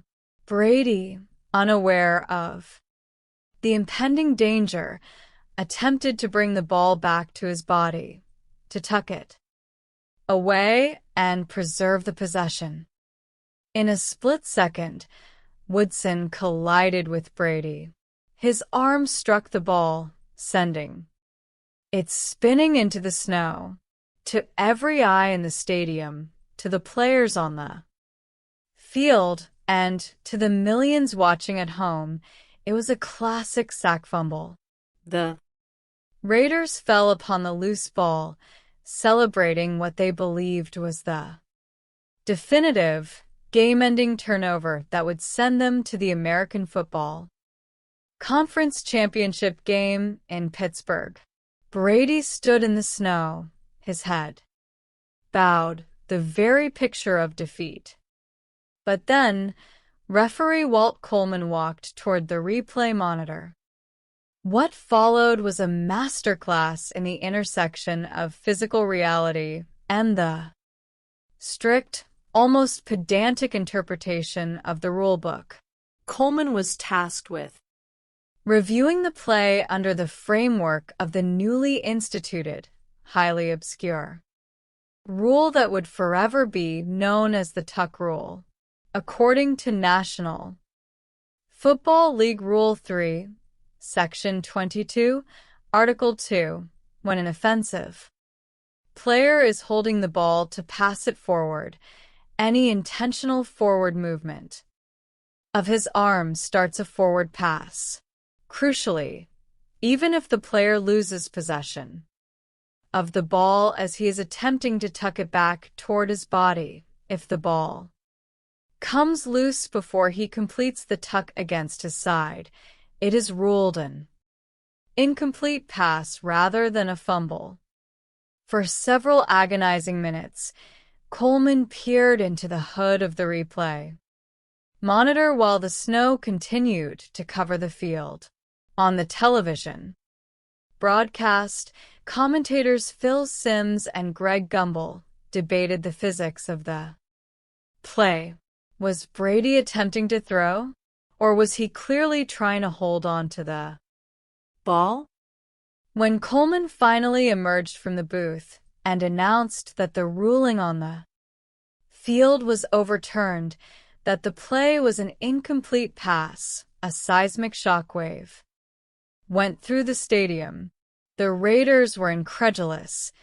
They felt they had been robbed by a bureaucratic technicality, a phantom ruling that defied the common-sense physics of the sport.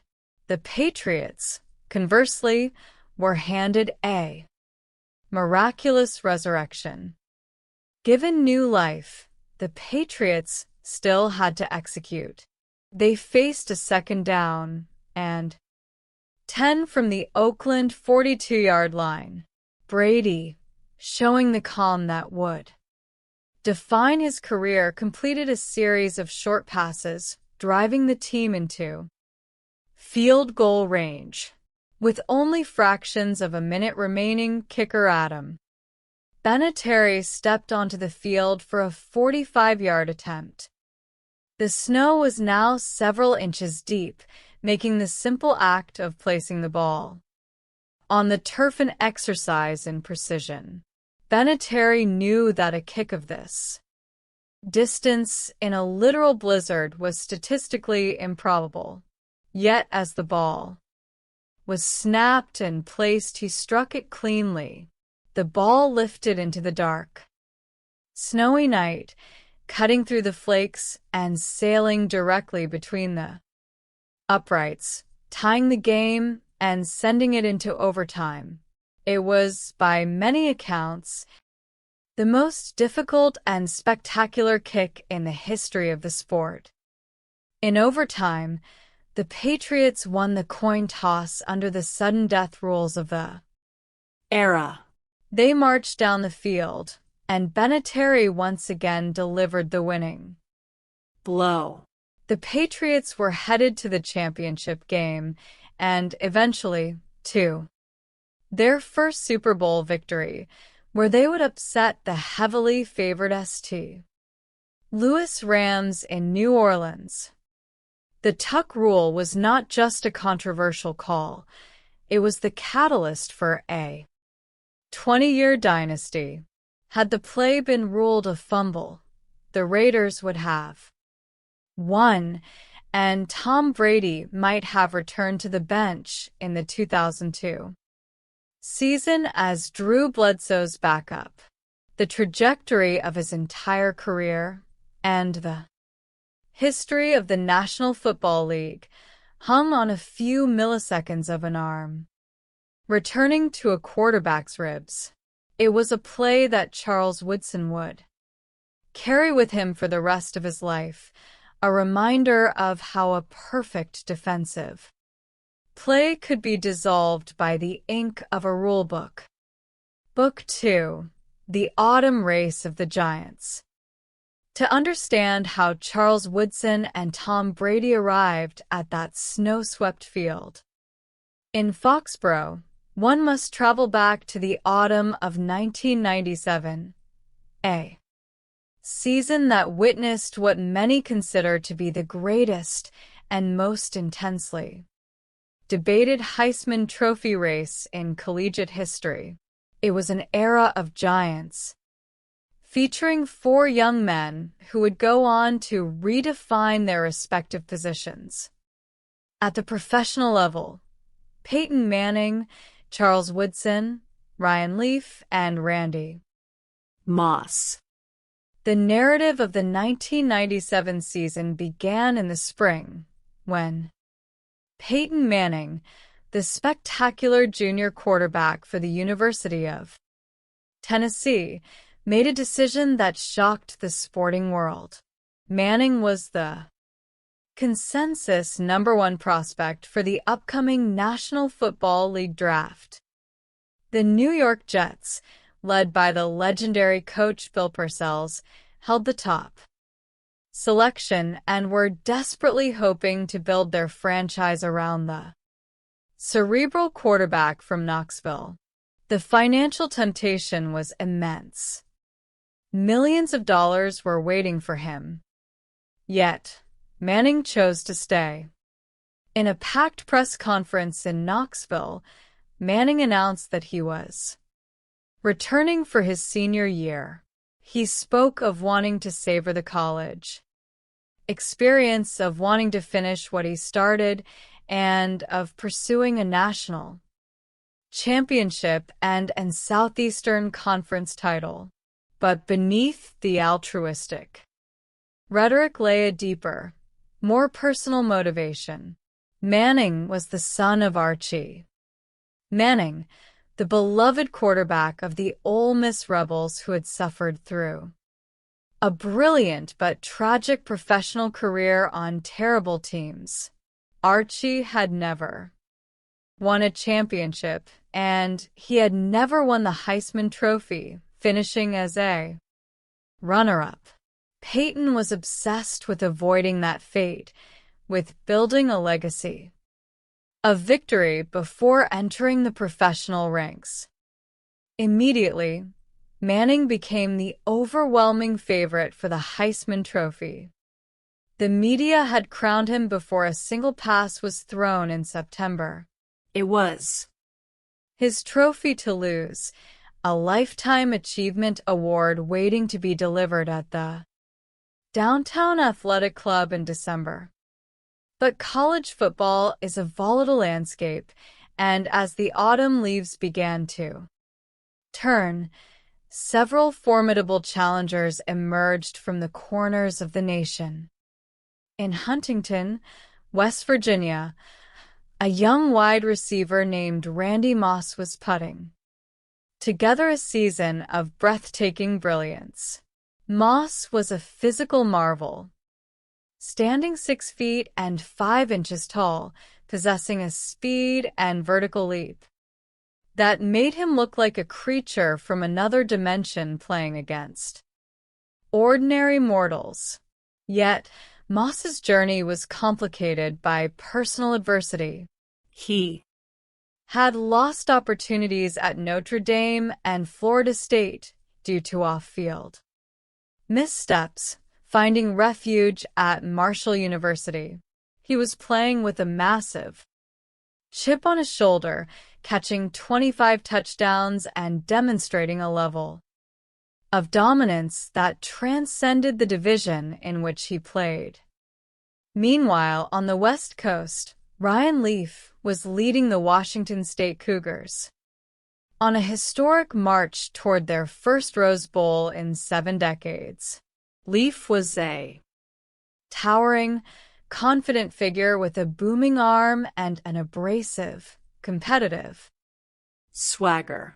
He was a polarizing character, described by some as arrogant and by others as intensely confident, but his on-field performance was undeniable.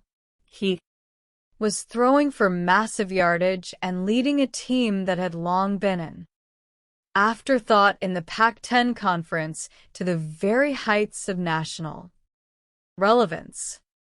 But the most compelling threat to Manning's coronation came from Ann Arbor, Michigan. Charles Woodson was a junior cornerback for the undefeated Michigan Wolverines. He was a player of singular elegance, but what made his 1997 campaign so extraordinary was his versatility. Under the guidance of Coach Lloyd Carr, Woodson was not merely a cover corner. He was a three-way weapon. He played defense, shutting down the opponent's best receivers. He played offense, catching deep passes and running reverses, and he played special teams, returning punts with a dangerous, gliding grace.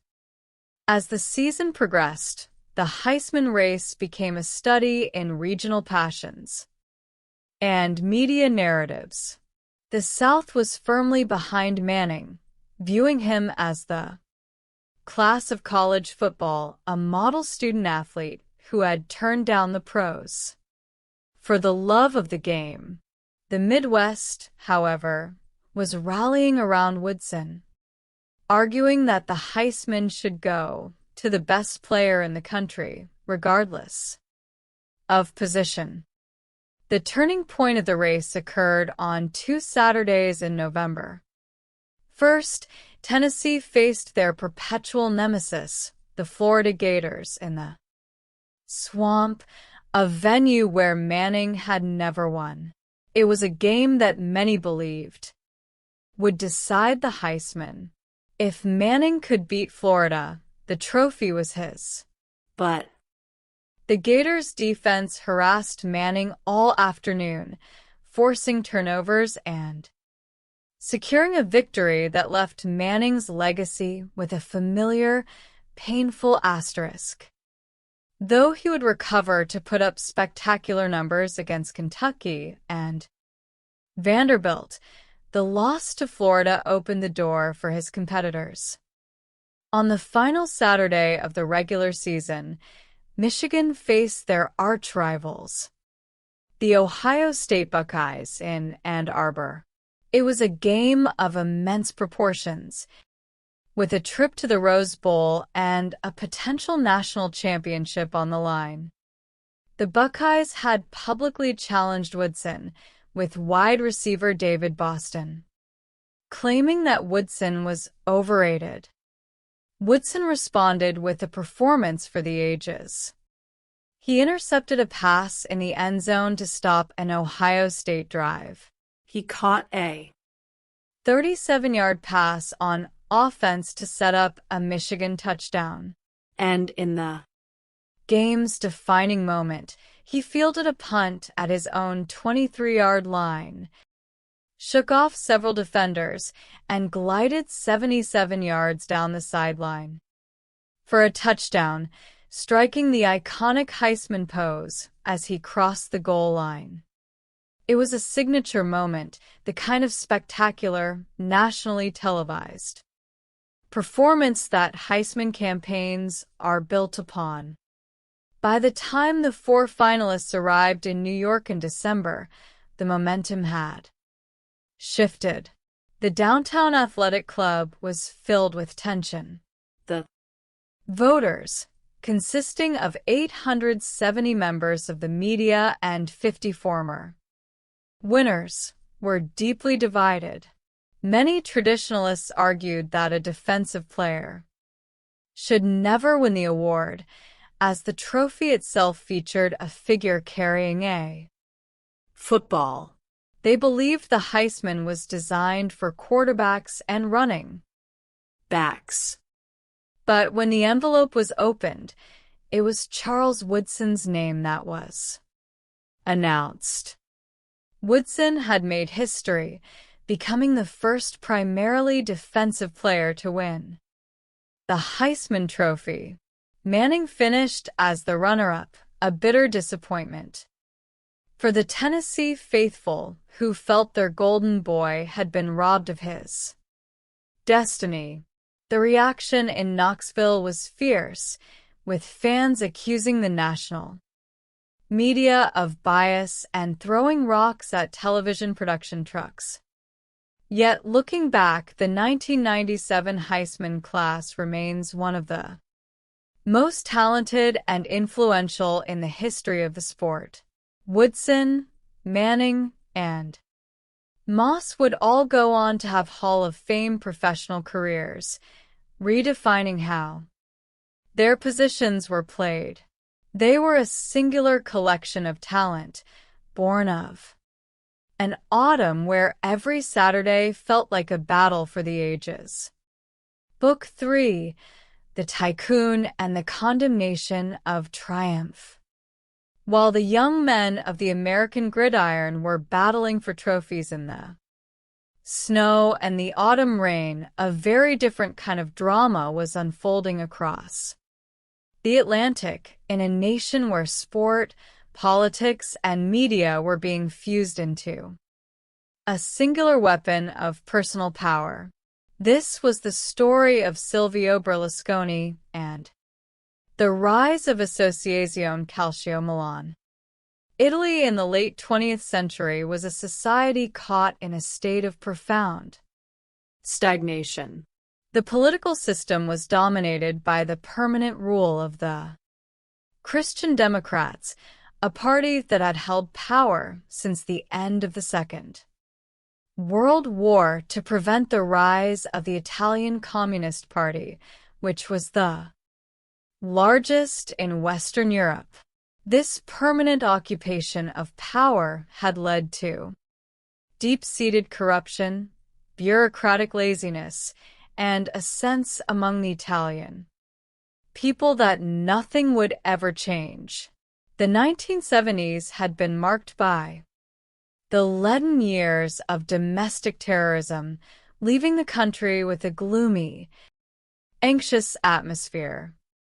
Yet, beneath this frozen political surface, Italy was undergoing a quiet cultural and economic revolution, particularly in the northern industrial city of Milan.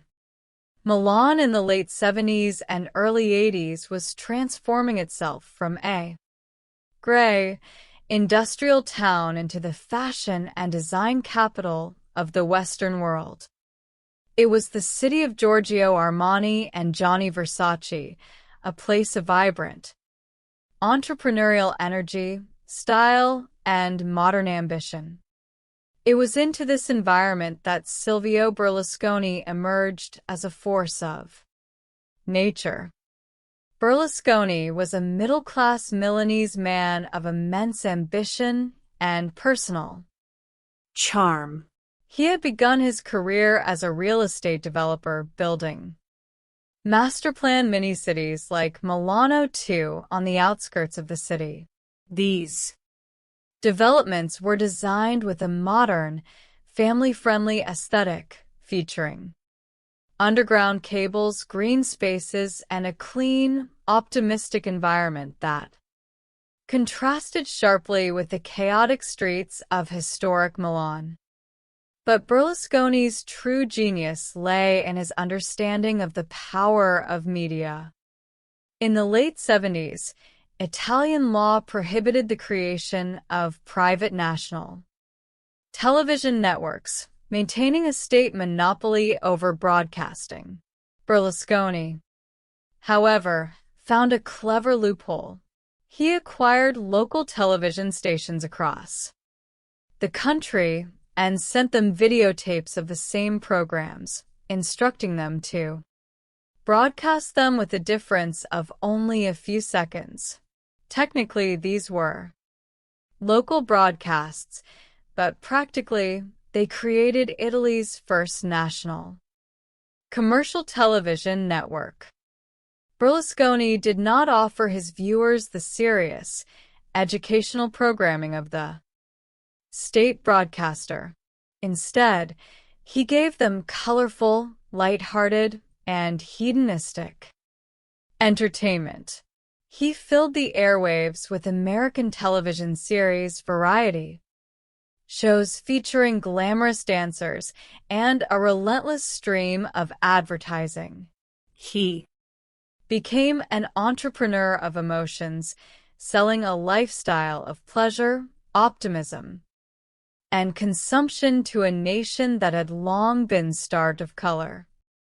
As his media empire grew, Berlusconi realized that there was one cultural institution in Italy that possessed a power even greater than television: football. In Italy, football was not merely a sport, it was a secular religion, a vital part of the national identity. But by the mid-80s, Italian football was in a state of moral and financial crisis.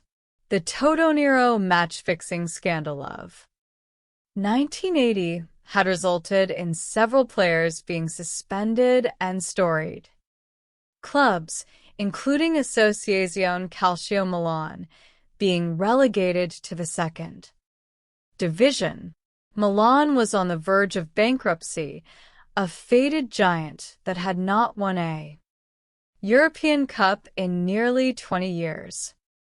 Berlusconi saw an opportunity. In 1986, he acquired Milan, saving the club from financial ruin. His arrival was marked by a characteristic display of showmanship. On a summer afternoon, the players and staff were flown to a hotel in Brianza in a fleet of helicopters to the dramatic music of Richard Wagner's Ride of the Valkyries. The players emerged in elegant, identical suits, looking more like movie stars than athletes. Berlusconi announced a grand mission. Milan would not merely win, they would become the greatest team in the world. He wanted to build a club in the image of his media empire, dynamic, stylish, spectacular, and modern. To achieve this, he made a decision that shocked the conservative establishment of Italian football. He hired Arrigo Sacchi as the team's new coach. Sacchi was a complete unknown. He had never played professional football and had spent his youth working as a shoe salesman while coaching amateur and lower league teams. When critics questioned how a man who had never played at the highest level could coach a team like Milan, Sacchi famously replied that he did not realize one had to be a horse before becoming a jockey. Sacchi brought a revolutionary tactical philosophy to Milan. Italian football had long been dominated by the defensive system known as catenaccio, a style focused on caution, man-marking, and waiting for the opponent to make a mistake. Sacchi found this style to be cowardly and reflective of a stagnant national psychology. He wanted to play a game of collective beauty, high-intensity pressing, and active space compression. In Sacchi's system, the team operated as a single, coordinated organism. The defensive line would push high up the field, compressing the space between the midfield and the defense to only a few yards. The players would defend the zone, not the individual, using coordinated movements to trap the opponent and win the ball back immediately.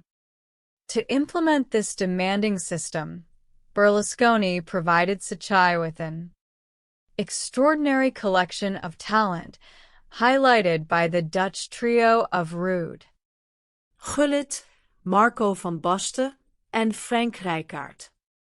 Gullit was a physical powerhouse with dreadlocks and a charismatic personality that made him look like a rock star. Van Basten was an elegant, lethal striker, possessing a clinical grace in front of the goal.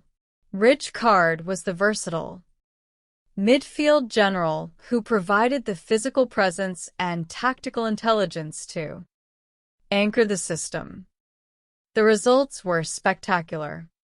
After a difficult start where Sacchi faced intense criticism from the press, the team began